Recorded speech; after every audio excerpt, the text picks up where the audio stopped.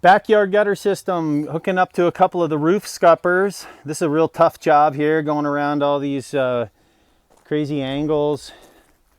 Evan does an awesome job making that happen. And then over the patio, there we go, looking beautiful. And then this one is the one that goes into the front yard, into the tank. There we go, underground.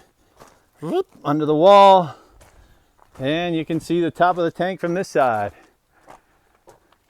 There you go. And you know, here's the little switch when it's time to use the water in the tank. We can use this as our on-off. There you go, rain pump. We added some mulch to the garden area, add some more soil from AZ Worm Farm. Added misting system to the greenhouse, new irrigation for the most part all around the back.